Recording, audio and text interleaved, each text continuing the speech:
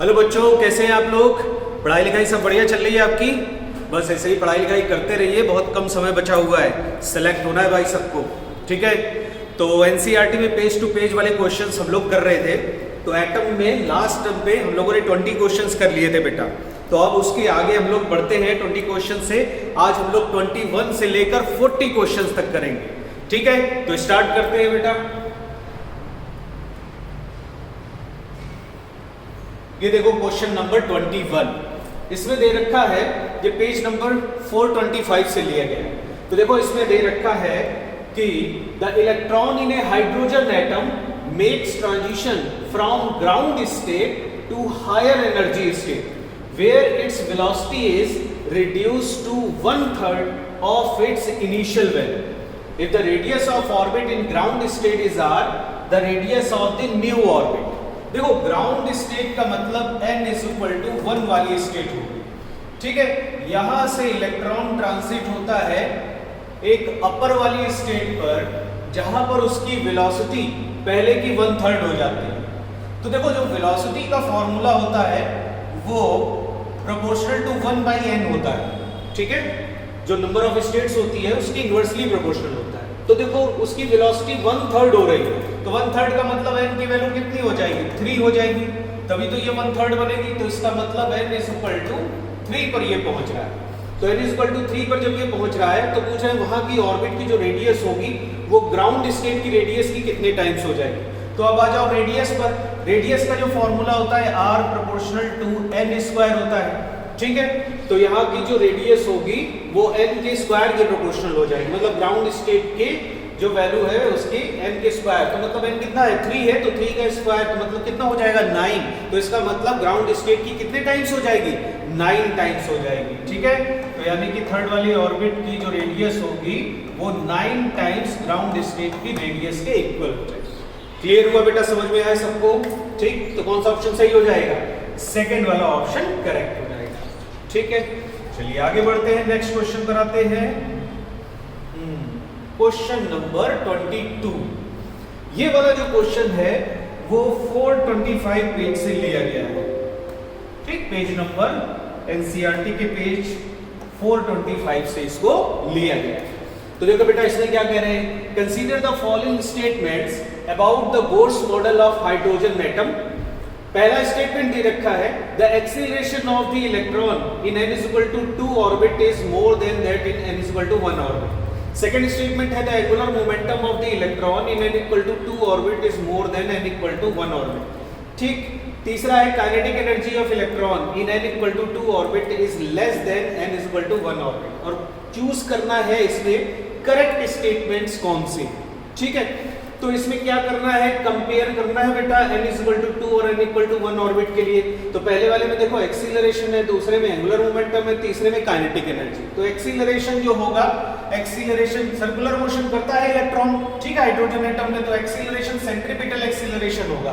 तो इसकी वैल्यू देखो v²/r के इक्वल होती है। अब देखो ये प्रिंसिपल क्वांटम नंबर पर कैसे डिपेंड करेगा, तो ध्यान से देखो। वेलोसिटी जो होती है वो 1/n के प्रोपोर्शनल होती है, तो यहां से बन जाएगा 1/n²। और जो रेडियस होती है वो n² के प्रोपोर्शनल होती है, तो n² यहाँ नीचे आ जाएगा। तो जो AC होगा यानी कि सेंट्रीपिटल एक्सेलरेशन वो प्रोपोर्शनल टू 1/n⁴ हो जाएगा। अब देखो n बढ़ेगा तो सेंट्रीपिटल एक्सेलरेशन घटेगा, n कम होगा तो एक्सेलरेशन बढ़ेगा। अब यहाँ देखो क्या कह रहे हैं फर्स्ट वाले में, the acceleration of the electron in n = 2 orbit is more then 1। 2 वाले में ज्यादा होगा, तो 2 यहां पर होगा यानी n की वैल्यू बढ़ेगी तो AC घटना चाहिए, तो इसका मतलब फर्स्ट वाला ऑप्शन गलत हो जाएगा। सेकंड पे आ जाओ, एंगुलर मोमेंटम। एंगुलर मोमेंटम की वैल्यू mvr के इक्वल होती है। तो mvr = देखो nh/2π होता है nth ऑर्बिट के लिए। ठीक है, तो इसका मतलब ये mvr किसके प्रोपोर्शनल है? n के प्रोपोर्शनल है, तो डायरेक्टली प्रोपोर्शनल है। तो अब देखो कह रहे हैं angular momentum of the electron in n = 2 is more then होगा n = 1। तो इसका मतलब सही है, n बढ़ेगा तो एंगुलर मोमेंटम बढ़ेगा, तो ये सेकंड वाला ऑप्शन करेक्ट हो जाएगा। ठीक है, थर्ड वाला ऑप्शन गलत हो जाएगा। काइनेटिक एनर्जी इलेक्ट्रॉन की, जो काइनेटिक एनर्जी का फॉर्मूला होता है याद करो, वो e²/8πε0r होता है। तो यहाँ पर देखो r जो है वो n पर डिपेंड करता है n स्क्वायर, तो ये n स्क्वायर के इनवर्सली प्रोपोर्शनल हो जाएगी काइनेटिक एनर्जी। अब n बढ़ेगा तो काइनेटिक एनर्जी घटेगी, तो काइनेटिक एनर्जी कह रहे हैं equal to 2 orbit is less than, हाँ ये भी सही होगा बेटा, सी वाला ऑप्शन भी सही होगा। तो क्योंकि काइनेटिक एनर्जी जो है वो n इक्वल टू 2 ऑर्बिट की कम हो जाएगी, तो सी वाला ऑप्शन भी सही है। बी और सी दोनों सही है, तो कौन सा ऑप्शन सही हो जाएगा बेटा इसमें? थर्ड वाला ऑप्शन करेक्ट हो जाएगा। ठीक है, क्लियर हुआ बेटा सबको? ओके, आगे बढ़ते हैं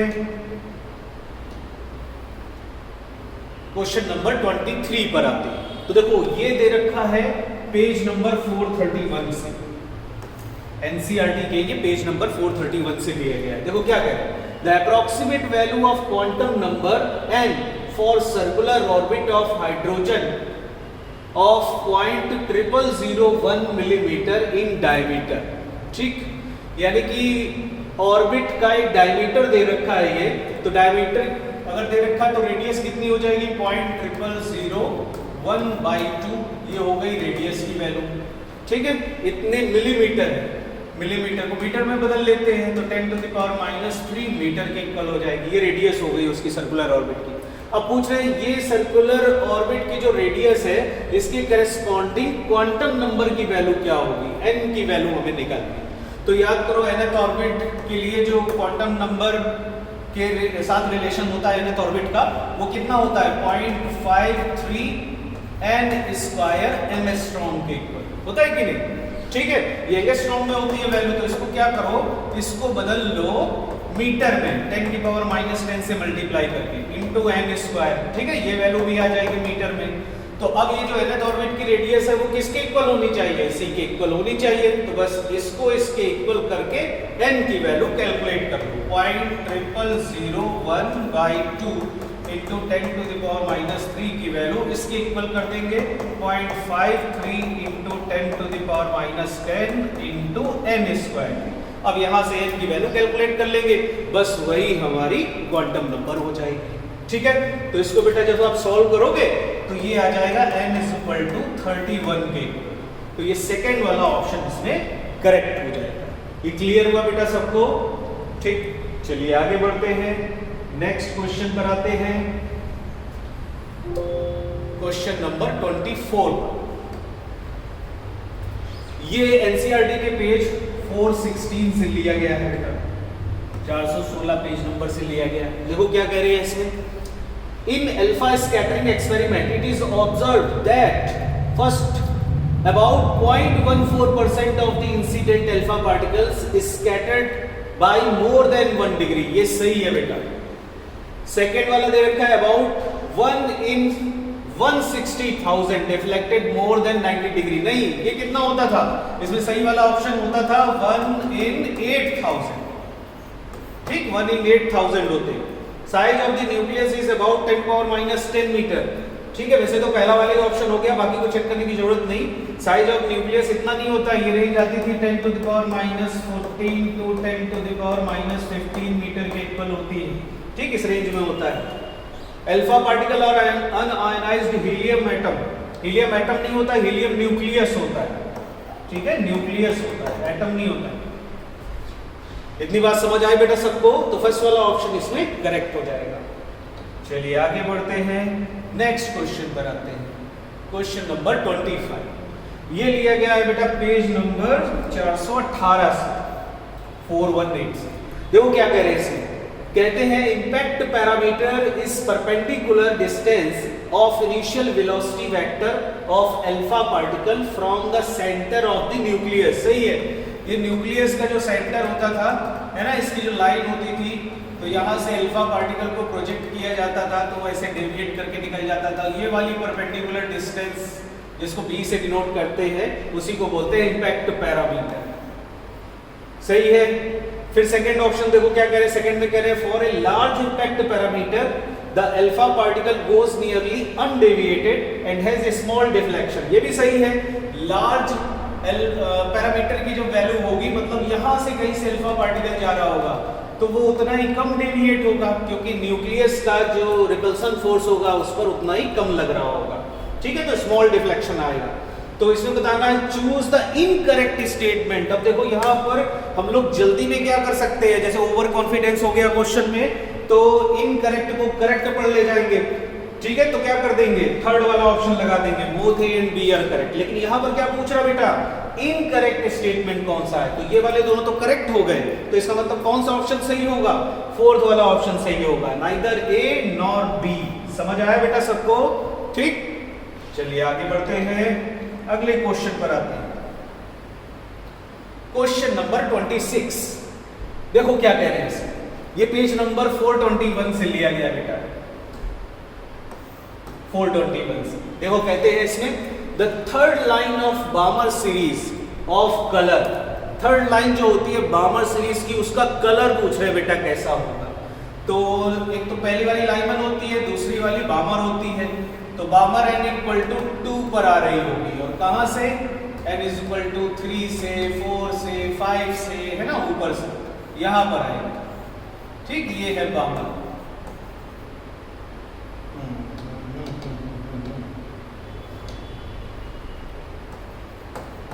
ठीक, ये वाली है बामर से। तो इसमें पहली वाली जो लाइन होती है ना बेटा, उसको बोलते हैं H अल्फा, ये H अल्फा होती है, दूसरी वाली H बीटा होती है, और जो तीसरी वाली होती है इसको H गामा बोलते हैं। ये आती है, ये n इक्वल टू 4 से, ये n इक्वल टू 5 से, ठीक, इसको बोलते हैं H गामा। तो इन तीनों का कलर क्या होता है, देखो पहली वाली जो होती है इसका कलर रेड होता है, ठीक, याद कर लीजिएगा, H अल्फा फर्स्ट वाली जो बामर सीरीज होती है, पूरा ये जो रीजन होता है बामर सीरीज का विजिबल में आता है, विजिबल रीजन में इसकी सारी की सारी लाइंस लाई करती हैं। तो पहला वाला जो कलर होता है वो रेड होता है, दूसरे का जो कलर होता है वो ग्रीन और ब्लूइश होता है, H वाली बीटा, H बीटा लाइन का, ठीक है, याद रखिएगा, ये ग्रीन और ब्लूइश, ब्लू कलर होता है, और तीसरी जो H गामा होती है इसका वॉयलेट कलर होता है,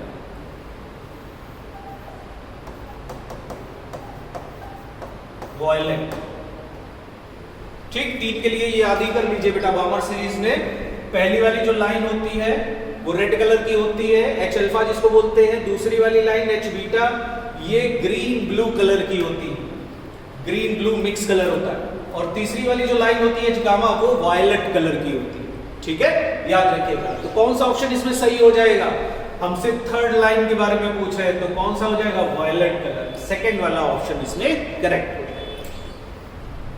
चलिए आगे बढ़ते हैं, नेक्स्ट क्वेश्चन पर आते हैं बेटा, क्वेश्चन नंबर 27, ये लिया गया है पेज नंबर 428 से, 428 से। देखो क्या कहते हैं इसमें, the existence of discrete energy levels in an atoms was directly verified bye, याद कर लेना इसको, दो साइंटिस्ट थे, कौन कौन से थे, ये फ्रैंक और Hertz, James Franck and Gustav Hertz, ये दो साइंटिस्ट थे, इन्होंने दिया था the existence of discrete energy levels, याद कर लेना है बेटा, इसको इंपॉर्टेंट है, ठीक है, समझ आया बेटा। चलिए अगले क्वेश्चन पर आते हैं,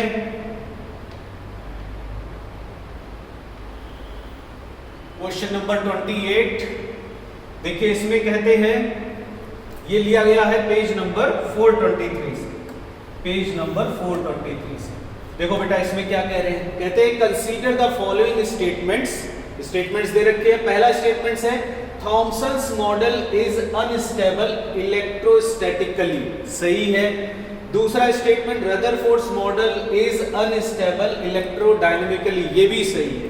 तो चूज द करेक्ट स्टेटमेंट, दोनों करेक्ट हो जाएंगे, तो both A and B are correct, third वाला ऑप्शन ये सही हो जाएगा, ठीक है।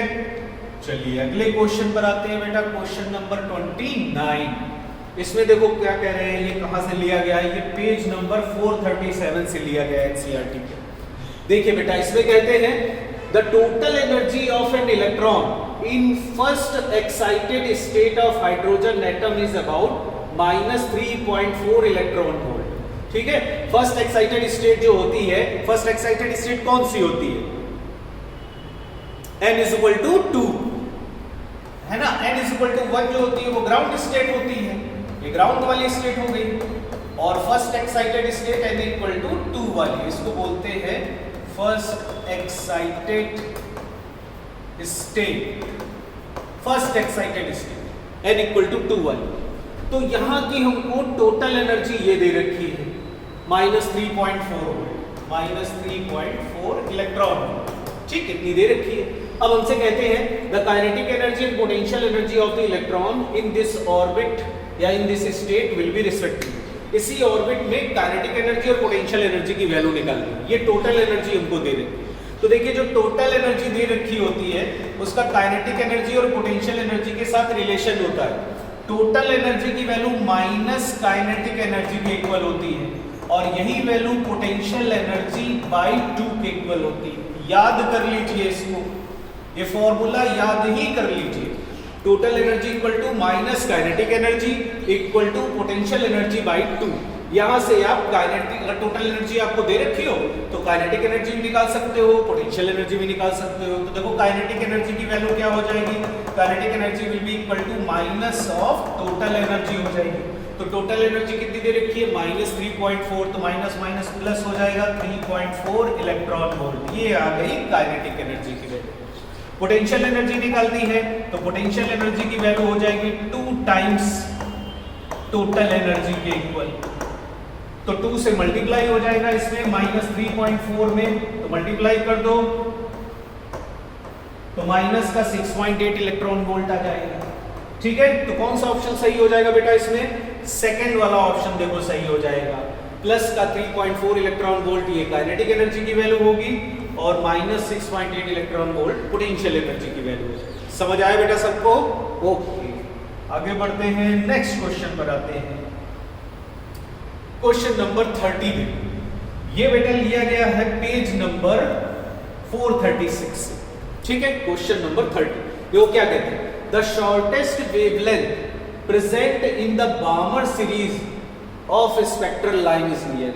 बामर सीरीज, ठीक है, लाइमन वाली सीरीज होती थी n इज इक्वल टू 1 पर। बामर वाली जो सीरीज होती है वो n इक्वल टू 2 पर आती है। ठीक है, कहां से? 3 से 4 से। ठीक है, ये n इज इक्वल टू 3 मान लेते हैं, ये n इज इक्वल टू 4 हो जाएगा, ये n इज इक्वल टू 4। तो n इक्वल टू 3 से 2 आ रही होगी लाइन, 4 से आ रही होगी, 5 से, है ना, ऊपर इंफिनिटी तक से आती है ये लाइंस, इनफाइनाइट से, n इज इक्वल टू 2। ठीक है, ये है बामर सीरीज। अब इसमें देखो क्या कह रहे हैं बेटा, शॉर्टेस्ट वेवलेंथ कौन सी है? शॉर्टेस्ट वेवलेंथ की वैल्यू निकालनी है। तो देखो शॉर्टेस्ट में आपको बताते हैं, इसमें जो दिखता है उसका जस्ट उल्टा होता है। जो आपको शॉर्टेस्ट लेंथ दिख रही है इसकी वेवलेंथ सबसे ज्यादा होगी। ठीक, उल्टा, जस्ट उल्टा कंसीडर कर लो। जो शॉर्टेस्ट दिख रही है आपको उसकी वेवलेंथ सबसे ज्यादा होगी और जो सबसे लॉन्गेस्ट दिख रही है उसकी वेवलेंथ सबसे कम होगी। तो सबसे शॉर्टेस्ट वाली निकालनी है तो जो सबसे लंबी वाली दिख रही है उसी की वेवलेंथ यानी आपको निकालनी है जो इन्फिनिटी से 2 पर आ रही है। तो फॉर्मूला लगा दो, 1/λ इज इक्वल टू r और ये 1/2 का स्क्वायर हो जाएगा -1/∞ का स्क्वायर। तो देखो ये बन जाएगा बेटा r और ये समथिंग अपॉन इन्फिनिटी, ये तो 0 हो जाएगा और ये बचेगा 4। तो r/4 इधर आया तो लैम्डा की वैल्यू हो जाएगी 4/r के इक्वल और जो 1/r होता है वो 912 एंगस्ट्रॉम के इक्वल होता है। तो 4 से और मल्टीप्लाई कर दोगे तो एंगस्ट्रॉम में वैल्यू आ जाएगी। ठीक है, तो ये बेटा आएगा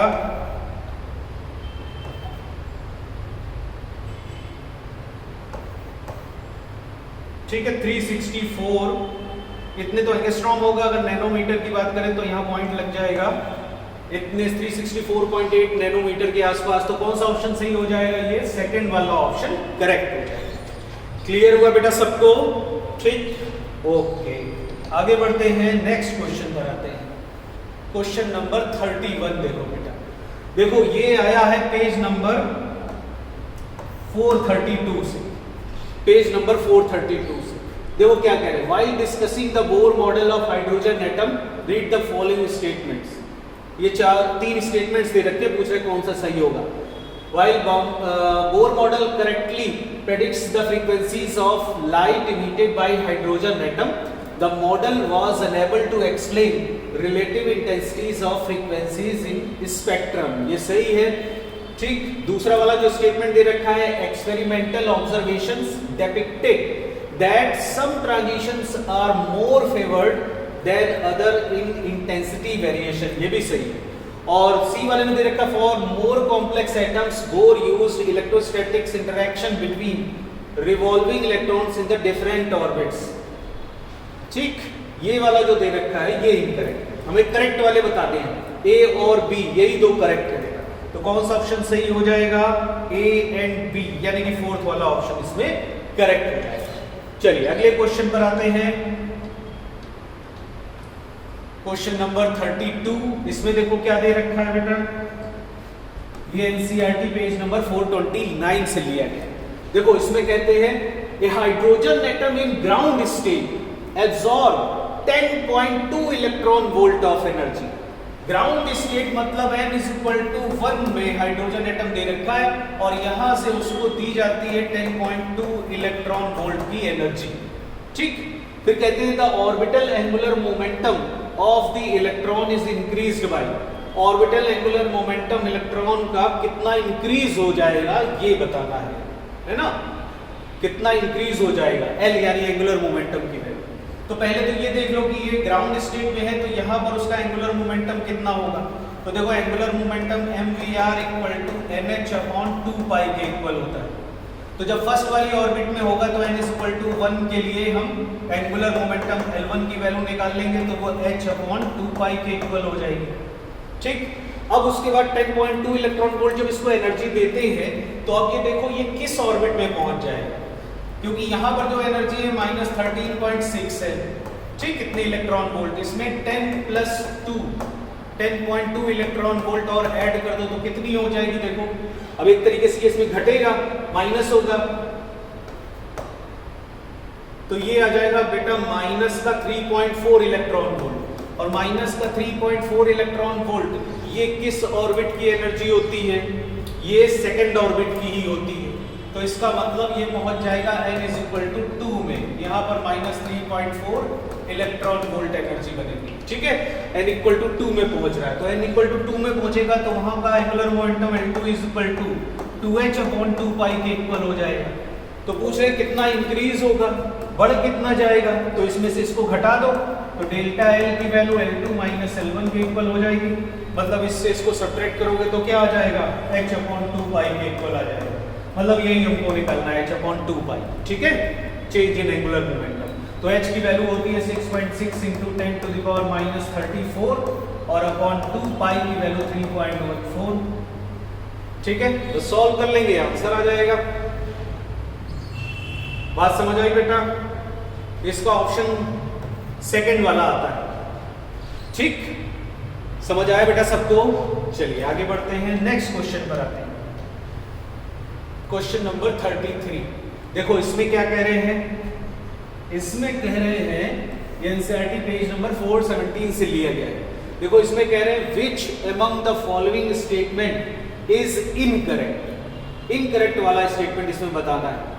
तो पहला स्टेटमेंट तो देखो दे रखा है Rutherford observe that in atom entire positive charge and most of the mass are concentrated in nucleus, ये तो सही है, ठीक है। हमको इनकरेक्ट वाला बताना है। दूसरा दे रखा है the size of the nucleus is about 10⁻15 metre to 10⁻14 metre, ये भी सही है। तीसरा दे रखा है most of the space of an atom is empty, ये भी सही होता है। तो फिर गलत कौन सा होगा, चौथा ही वाला हो सकता है। When impact parameter is minimum alpha particle goes nearly straight and shows no deviation, ये गलत है। जब इंपैक्ट पैरामीटर ज्यादा होगा तब ऐसा होगा, ये फोर्थ वाला इनकरेक्ट हो गया है ना, यही ऑप्शन फिर टिक लगा दिया जाएगा। बात समझ आई बेटा सबको, ठीक। क्वेश्चन नंबर 34 पर आते हैं बेटा। देखो इसमें दे रखा है, ये पेज नंबर 419 से लिया गया है। देखो इसमें कहते हैं in Geiger and Marsden experiment what is the distance of closest approach to a nucleus of a 7.7 million electron volt alpha particle before it momentarily comes to rest and reverses its direction. ठीक है, जैसे ये nucleus है तो nucleus की तरफ alpha particle को project कर दिया गया है। ठीक, इसकी काइनेटिक एनर्जी दे ही रखी है, इतनी के की काइनेटिक एनर्जी से इसको प्रोजेक्ट किया गया। अब ये पॉजिटिव, ये भी पॉजिटिव, तो क्या होगा, एक जगह जाकर के इसकी वेलोसिटी जीरो हो जाएगी यहाँ पर, क्योंकि रिटार्डेशन होगा यहाँ पर, और फिर उसके बाद ये रिटर्न करना स्टार्ट कर देगा। तो यही जो मिनिमम डिस्टेंस दोनों के बीच में मिलेगी उसी को ही क्लोजेस्ट डिस्टेंस ऑफ अप्रोच बोलते हैं, डिस्टेंस ऑफ क्लोजेस्ट अप्रोच बोलते हैं। ठीक, यही निकालना है। तो क्या होगा, इसकी काइनेटिक एनर्जी इस सिस्टम की पोटेंशियल एनर्जी में कन्वर्ट हो। तो क्या करो, काइनेटिक एनर्जी को पोटेंशियल एनर्जी के इक्वल। तो काइनेटिक एनर्जी की वैल्यू कितनी दे रखी है, देखो ये दे रखी है अल्फा पार्टिकल की 7.7 मिलियन इलेक्ट्रॉन वोल्ट है। मिलियन को 10⁶ लिख लो और इलेक्ट्रॉन वोल्ट को कन्वर्ट कर दो वोल्ट में, यानी कि जूल में। तो 1.6 × 10⁻⁻19 से मल्टीप्लाई कर दो। अब ये वैल्यू जूल में आ गई और ये इक्वल टू होगा पोटेंशियल एनर्जी इस सिस्टम की, यानी कि अल्फा पार्टिकल और न्यूक्लियस की। तो पोटेंशियल एनर्जी की वैल्यू बन जाएगी 1/4πε0। ठीक है, Q1 Q2 R। तो इसको लिख सकते हैं 9 × 10⁹। Q1 मतलब अल्फा पार्टिकल का चार्ज, तो वो 2 टाइम्स प्रोटॉनिक चार्ज के इक्वल हो जाएगा, इंटू 1.6 × 10⁻⁻19, 2 टाइम्स प्रोटॉन के चार्ज के इक्वल। और Q2 वाला चार्ज वो न्यूक्लियस का, तो न्यूक्लियस जो को उसका जेड दे रखा है 79, तो 79 E के इक्वल हो जाएगा। तो 79 × E का मतलब 1.6 × 10⁻⁻19 हुआ। ठीक है, और अपॉन में, इस पूरे के अपॉन में डिस्टेंस हो जाएगी R0, और यही हमें निकालनी है। तो ये पूरी वैल्यू इस पूरी वैल्यू के इक्वल, और R0 को फिर इधर ले आओ, इसको इसमें डिवाइड कर देंगे, सॉल्व कर लेंगे, आंसर आ जाएगा। तो बेटा यहाँ पर पहले तो मीटर में आएगा आंसर, फिर इसको फर्मी में निकालना है। तो फर्मी में क्या करते हैं कि 1 फर्मी की जो वैल्यू होती है वो 10⁻⁻15 मीटर के इक्वल होती है। ठीक है, तो 10⁻⁻15 से डिवाइड करके इसको फर्मी में कन्वर्ट कर देंगे। तो फर्मी में जब इसको निकालेंगे तो बेटा ये आ जाता है सेकंड वाला ऑप्शन। ठीक है, आपको याद कर लेना है, ये सेकंड ऑप्शन आ जाएगा 30 फर्मी के इक्वल। ठीक है, समझ आया बेटा? आगे बढ़ते हैं, अगले क्वेश्चन पर आते हैं। क्वेश्चन नंबर 35, ये वाला बेटा लिया गया है पेज नंबर 419 से। देखो क्या है, the longest wavelength obtain from hydrogen spectrum in बामर series. बामर series में आ जाइए, n = 1 में होती थी लाइमन सीरीज, n = 2 पर आती थी बामर सीरीज। बामर सीरीज इसमें कहां से आएंगे, ट्रांजिशन कहां से कहां होगा, n = 3 से हो सकता है, n = 4 से हो सकता है, एंड सो ऑन, कहां से इनफाइनाइट तक से हो सकता है। ठीक है, 3 से ये हो रहा होगा, 4 से ये हो रहा होगा, ऐसे करते करते इनफाइनाइट से हो रहा होगा बामर सीरीज। तो बामर सीरीज में पूछ रहे हैं लॉन्गेस्ट वाली वेवलेंथ, सबसे लॉन्गेस्ट वेवलेंथ। तो देखो आपको जिसकी लंबाई सबसे कम नजर आ रही है उसका उल्टा मान लो, इसकी वेवलेंथ सबसे लॉन्गेस्ट होगी, इसकी होगी लॉन्गेस्ट लैम्डा। तो लॉन्गेस्ट लैम्डा की वैल्यू कैसे निकालेंगे, 1/λ = R। ठीक, 1/, कहाँ ट्रांजिशन हो रहा है 2 पर, तो 2 का स्क्वायर माइनस 1/, कहाँ से हो रहा है 3 से, तो 3 का स्क्वायर। बस अब इसको सॉल्व कर लेना बेटा। तो ये क्या बन जाएगा, देखो ये 4 बनेगा, ये बनेगा 9, 36 एलसीएम ले लो। ठीक, यहाँ पर 9 आ जाएगा, यहाँ पर 4 आ जाएगा, साथ में ये R = 1/λ। तो 1/λ की वैल्यू यहाँ से आएगी बेटा 5/36 R। तो यहाँ से लैम्डा की वैल्यू बन जाएगी 36/5 R, और 36/5 और 1/R को लिख सकते हैं 912 एंगस्ट्रॉम। रख दो यहाँ पर 912 एंगस्ट्रॉम, और इसको सॉल्व कर लेंगे। तो आंसर आ जाता है, ये शायद थर्ड वाला ऑप्शन आता है 35 का।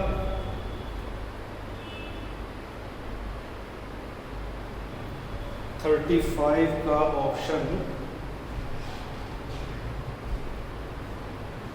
35 का ऑप्शन आता बेटा थर्ड ऑप्शन सही है। ठीक, नैनोमीटर में वैल्यू आ जाएगी। चलिए आगे बढ़ते हैं बेटा, नेक्स्ट क्वेश्चन पर आते हैं। क्वेश्चन नंबर 36 ये लिया गया है पेज नंबर 420 से। देखो कहते हैं regarding hydrogen atom spectrum which among the following statement में बी इनकरेक्ट। इनकरेक्ट वाला बताना है बेटा इसमें। पहला देखो दे रखा है the Lyman series in ultraviolet region of spectrum, ये सही है। लाइमन सीरीज अल्ट्रावायलेट में लाई करती है, ठीक है। बामर किस में लाई करती है? विजिबल में।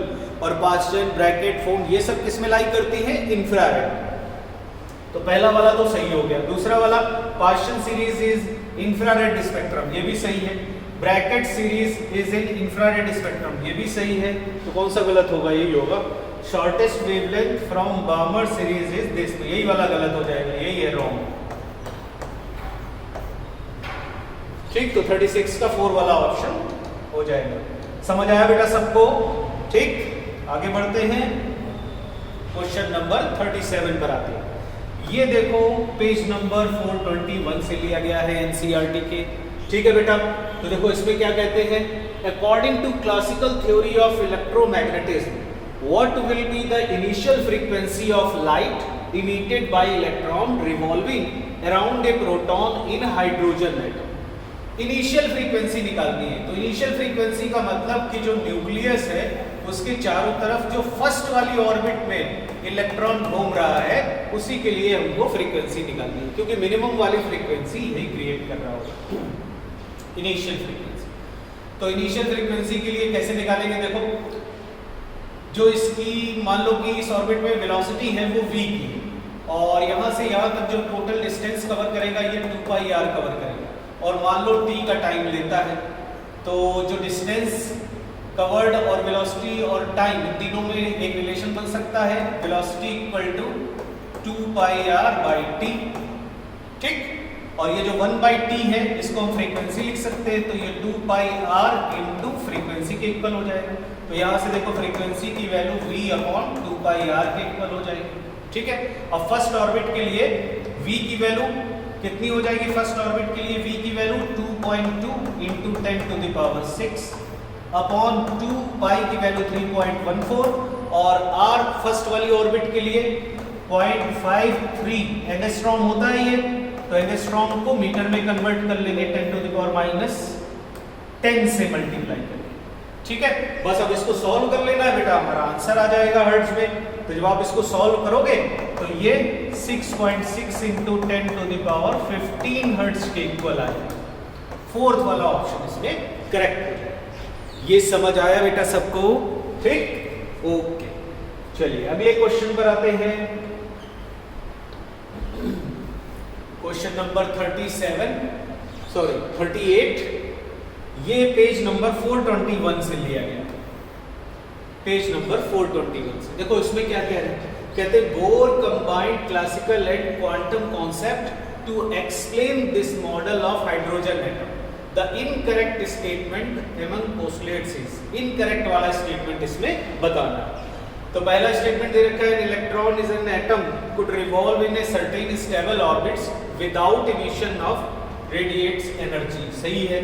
दूसरा दे रखा है electron revolves only in stable orbits for which angular momentum of revolving electron is quantized, ये भी सही है।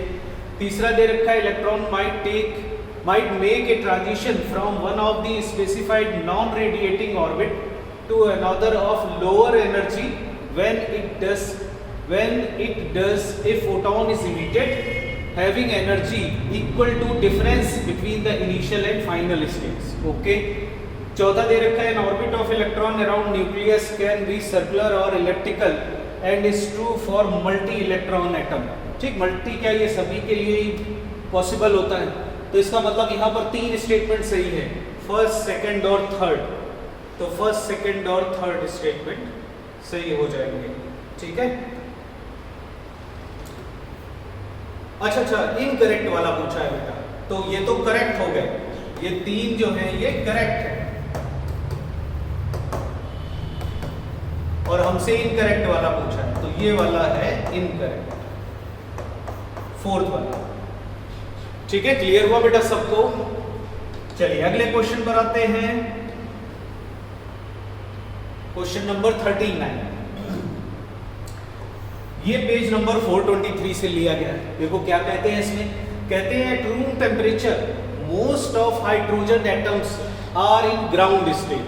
When hydrogen atom receives energy by process of collision and electron jumps to second excited state, the energy gained by the electron in jumping up in transition.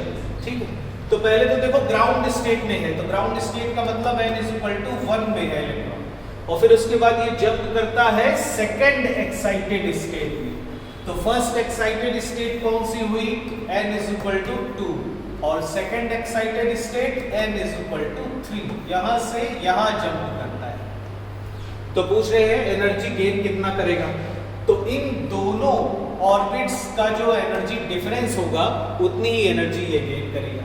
तो यहाँ पर energy होती है -13.6 electron volt, इसकी होती है -3.4 इलेक्ट्रॉन वोल्ट, इसकी होती है -1.51 इलेक्ट्रॉन वोल्ट। ठीक है, ऐसी कुछ की तो याद ही रखनी चाहिए बेटा। ऐसे ही n = अगर 4 दे रखा है तो उसके लिए होती है E = -0.85 इलेक्ट्रॉन वोल्ट। ठीक है, ऐसे ही n = अगर 5 है तो उसके लिए याद कर लीजिए -0.54 इलेक्ट्रॉन वोल्ट के इक्वल होती है। ठीक है, ऐसे 4-5 तक की तो याद ही होनी चाहिए। तो इन्हीं दोनों का बस हमको क्या करना है, डिफरेंस निकाल लेना है। ठीक है, तो डिफरेंस निकाल लो, -1.51 इलेक्ट्रॉन वोल्ट में से माइनस करो इसको तो प्लस हो जाएगा 13.6 इलेक्ट्रॉन वोल्ट। ठीक है, ये घटेगा इसमें, तो जब आप डिफरेंस इसका निकालोगे तो ये आ जाएगा 12.09 इलेक्ट्रॉन वोल्ट। ठीक है, सेकंड वाला ऑप्शन इसका करेक्ट है। समझ में आया बेटा सबको? ठीक है, चलिए आगे बढ़ते हैं, नेक्स्ट क्वेश्चन पर आते हैं। Question number 40। इसमें देखो दे रखा है बेटा, ये पेज नंबर 424 से लिया गया है, एनसीईआरटी के पेज 424 से लिया गया है। देखो क्या कह रहे हैं, what is the wavelength of the spectral line in Lyman series of hydrogen spectrum using Rydberg formula corresponding to transition n = 3 to n = 1। ठीक है, 3 से 1 में आ रहे हैं लाइमन में, n = 3 से n = 1 में ट्रांजिशन हो रहा है। तो इसके लिए लैम्डा की वैल्यू निकालनी है, तो 1/λ = r 1/1 का स्क्वायर -1/3 का स्क्वायर। तो बेटा ये बन जाएगा 1/λ = r 1/1 -1/9। 9 एलसीएम ले लो तो 9 - 1 तो ऊपर बचेगा 8/9। तो देखो यहां से लिख सकते हैं हम लैम्डा = हो जाएगा 9/8 r। तो 9/8 और 1/r को लिख सकते हैं 912 एंगस्ट्रॉम। एंगस्ट्रॉम में पहले वैल्यू आएगी, फिर नैनोमीटर में कन्वर्ट कर लेंगे। तो जब आप इसको सॉल्व करोगे बेटा तो ये 40 का ऑप्शन आता है थर्ड वाला, ये 102.8 नैनोमीटर, 102.8 नैनोमीटर ऑप्शन आता है। ठीक है, समझ आया बेटा? तो ये कुछ क्वेश्चंस थे जो एनसीईआरटी के पेज से बनाए गए हुए क्वेश्चंस। ठीक है, तो इस टाइप के क्वेश्चंस की भी आने की उम्मीद है बेटा, और बाकी आप अपने नोट्स को अच्छे से तैयार करते रहिए और खूब बढ़िया से पढ़ाई करते रहिए, सारे फॉर्मूले याद करते रहिए। ठीक है, और हम लोगों की तरफ से आपको खूब सारा बेस्ट ऑफ लक, खूब अच्छे से पढ़िए और सिलेक्ट होकर के दिखाइए। ओके बेटा।